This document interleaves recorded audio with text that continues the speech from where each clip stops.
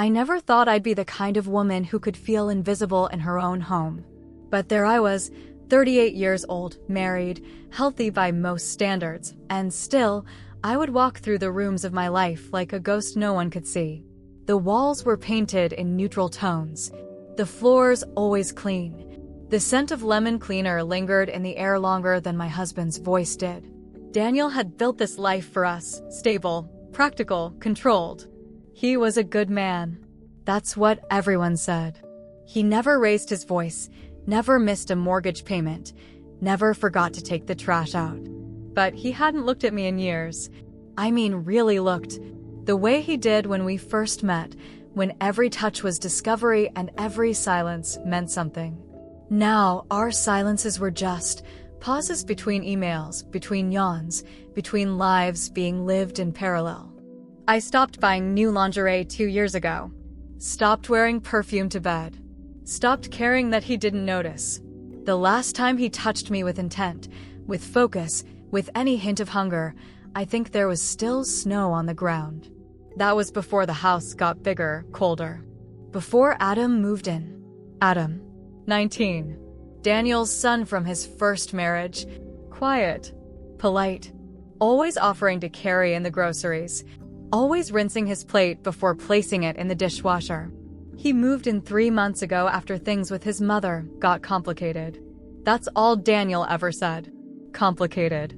He came with a single suitcase and too many shadows in his eyes. At first, I kept my distance. It felt appropriate. I wasn't his mother, and he wasn't a child.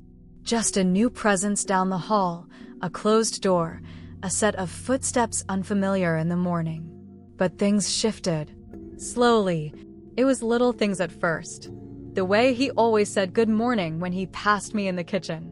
The way he actually listened when I asked about his classes, not out of politeness, but with real interest. His eyes never drifted to his phone.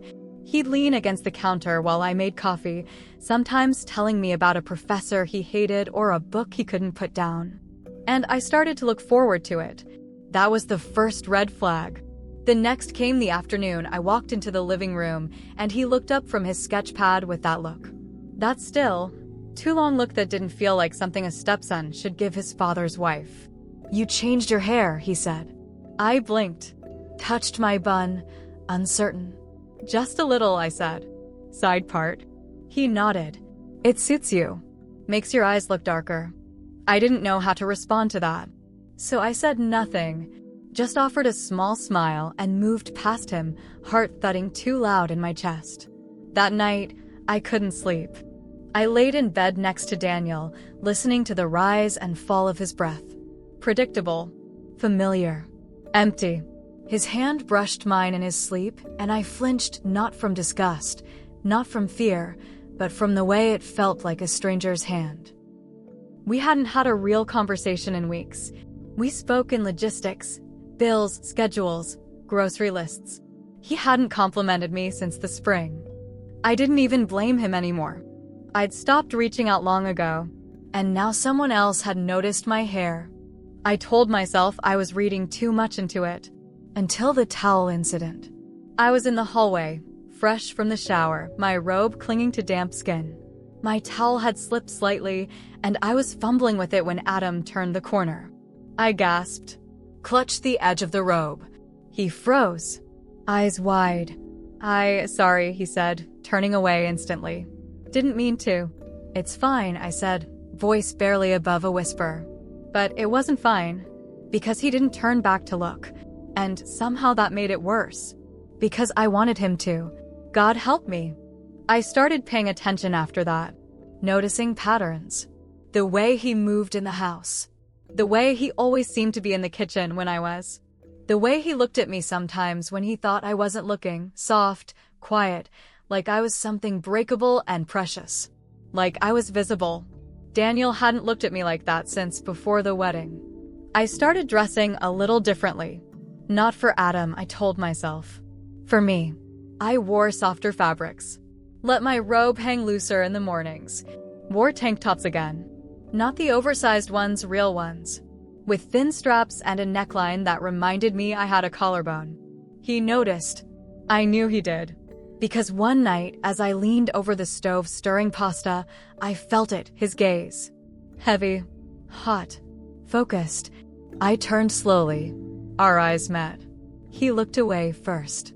But his ears flushed pink. And I didn't breathe for a full 5 seconds. That night, I stood in front of the mirror longer than usual, staring at myself, touching my face, my hips, my neck, trying to remember what it was like to be wanted, to be someone's center of gravity, someone's reason for hesitating in a doorway. The next morning, I found a note, just 5 words, scribbled on the edge of a torn receipt. You deserve to be seen. It was tucked under the sugar bowl, folded small, meant to be found. I stared at it until the letters blurred. That night, I didn't sleep at all. After the note, I couldn't look at him the same way again. Not because I was angry, because I wasn't. I kept that torn receipt in my bedside drawer, hidden beneath a pile of old scarves I never wore anymore. I told myself it didn't mean anything, that he didn't mean anything. But I couldn't stop reading the words, every night, like a prayer, like a dare. You deserve to be seen. He'd written it like a truth I didn't know I needed. And once I heard it, I couldn't unhear it. The next time we spoke, nothing was said about the note. He came downstairs for coffee, shirtless, still damp from the shower, his hair sticking up in odd directions. I tried not to look. Failed. He leaned against the kitchen counter, arms folded, watching me pour coffee into a chipped mug. You sleep okay? He asked. I didn't answer right away. Because I hadn't. Because I'd spent the night staring at the ceiling with the note pressed against my chest like a secret too loud to keep. Yeah, I lied, stirring cream into the coffee. You. He smiled, soft and crooked. Better now. And there it was again, the pause after his words, the way his eyes didn't move away. Like the silence between us had started to mean something. That day, I found another note, tucked inside the book I'd left on the couch. You deserve to be felt, not just seen. My breath caught in my throat. This wasn't harmless anymore. This wasn't a compliment or a thank you or a fluke. This was a fire alarm behind a closed door. And still, I didn't open the door. But I didn't walk away either. That evening, Daniel was home. We had dinner, the 3 of us. Me, my husband, and the boy who watched me from across the table like he knew every part of me that was starving. Daniel talked about his next conference. Some hotel in Chicago. Adam said little. I said even less.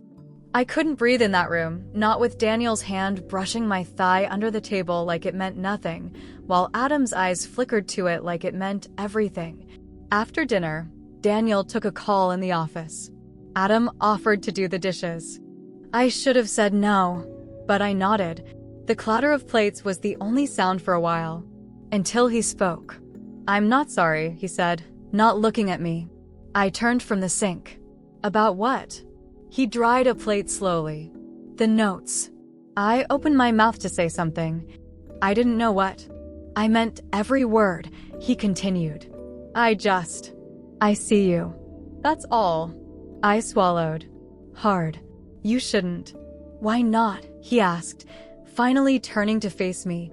Because no one else does? His words landed like a bruise. I wanted to slap him. I wanted to kiss him. I dried my hands instead and left the room without answering. But I felt his gaze on my back the whole way up the stairs.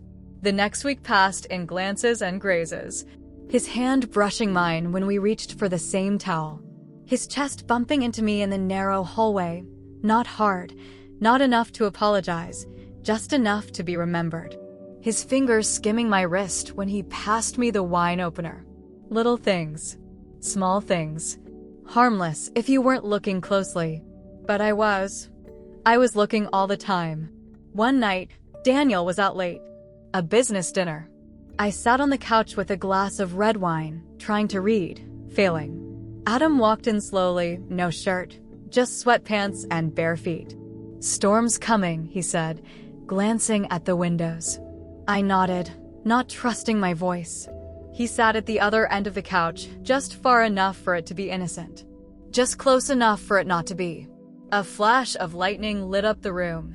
I used to be scared of thunder, he said quietly. When I was little, I'd crawl into my mom's bed and pretend it was just the sky playing drums. I smiled. I did that too, with my sister. Silence fell again, soft and thick. Then the lights flickered. Darkness. Total blackout. I exhaled slowly, heart thudding. Adam stood, lit a candle from the emergency stash. The glow flickered over his face like a secret. He handed it to me and lit another for himself. We sat on the floor this time, face to face. Nothing between us, but flickering light and air thick with what wasn't being said. He reached for my hand. Slowly, deliberately. His fingers touched mine, warm, tentative, waiting. I didn't pull away. I think about you all the time, he whispered. Adam, I breathed. You don't have to say anything. I just need you to know. His thumb brushed over the back of my hand, soft, reverent. My throat burned. I wanted to scream. I wanted to run. I wanted to melt into the carpet and disappear. Instead, I closed my eyes. And for a moment, just a moment, I let myself feel it. What it was like to be wanted. To be touched like I mattered. When I opened my eyes, he was still watching me. I have to go, I whispered, pulling my hand back. He didn't argue. Didn't reach again. Just nodded. Like he knew. Like we both knew. That night, I sat on the edge of my bed, shaking. I hadn't crossed the line, but I had walked right up to it. And I wasn't sure how much longer I could keep pretending I didn't want to leap. It happened on a Wednesday. Daniel was out of town, some finance expo in Texas, or maybe Denver. I didn't ask. I didn't care. I just nodded when he kissed my forehead goodbye like I was an old friend he'd known too long to kiss properly. The house was quiet that night. Too quiet. I made dinner. Ate alone. Washed dishes I hadn't dirted. Folded laundry that didn't belong to me. Anything to keep my hands busy. Anything to avoid the truth scratching behind my ribs. Adam came downstairs around 9. His shirt was wrinkled, his hair damp from a shower. He looked young, tired, beautiful. He leaned against the doorway like he didn't know if he was allowed to enter the room. Hey, he said, voice low. Hey, I replied, not looking at him. I was gonna watch something, if you wanted to join. I should have said no, but instead I nodded. We sat on opposite ends of the couch, the space between us pulsing like a heartbeat. The TV played something neither of us paid attention to. A romantic comedy, I think. Ironic. I sipped my wine too quickly.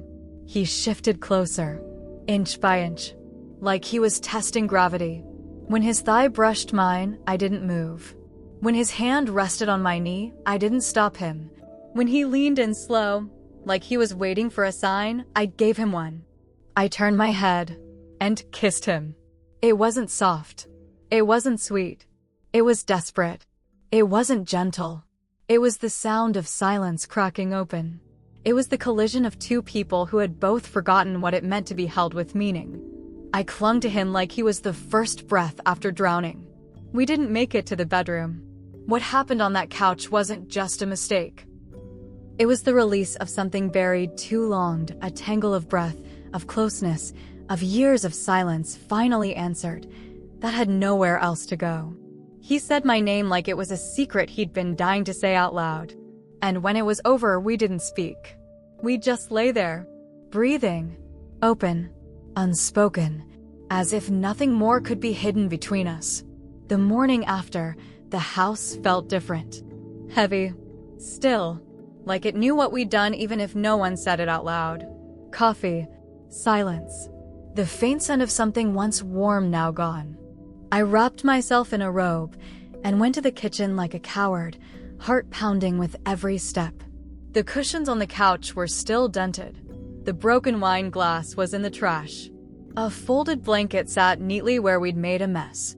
He cleaned up. Of course he did. He came in quietly.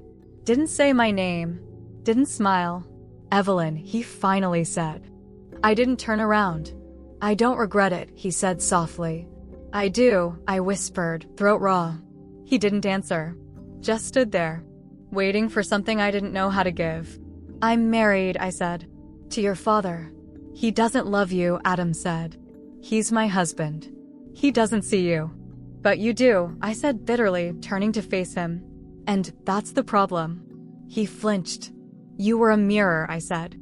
That's all. I saw something in myself I forgot existed, and I used you to feel it again. His face crumpled like paper. Don't do that, he said. Don't make it ugly just because you're scared. I'm terrified, Adam. You should be too. I left the room. He didn't follow. Daniel came home 2 nights later. He brought flowers, kissed me gently, asked if I wanted to order Thai or cook. I chose Thai. Adam stayed in his room the whole night. I didn't go near his door. At dinner, Daniel talked about the conference. I smiled, nodded, pretended to laugh. I tasted nothing. The next few days passed like that. Adam avoided me. I avoided myself. I caught him once in the hallway. He looked at me, just for a second. Not with anger. Not even with sadness. Just distance. Like he was already forgetting me. Like I deserved to be forgotten. I never told Daniel. Of course not. What would I say? That while he was away, living his routine life in some hotel room, I let his son touch a part of me no one had touched in years, not my body, but that desperate, hollow place inside I'd stopped believing anyone could reach. That I let someone too young to understand the cost of longing give me something I hadn't felt in years, a sense of being seen, being wanted, if only for a moment. No. Some sins are too ugly to confess. Some are just meant to be carried. It's been 3 months. Adam moved out last week. Back to school. Back to his own life. He didn't say goodbye. I found the last note in my jewelry box. I hadn't opened it before. Didn't know it was there. If I could rewrite time, I'd start with you. I cried for the first time in weeks. Daniel still kisses my forehead. Still forgets to ask how I'm feeling. He sleeps like the dead beside me. And me? I live in the quiet. I walk through this perfect house like a shadow. Sometimes I stare at the couch and remember the night I stopped being invisible. The night someone reached into the quiet and reminded me I was still here the night I was seen. And the price I paid for it.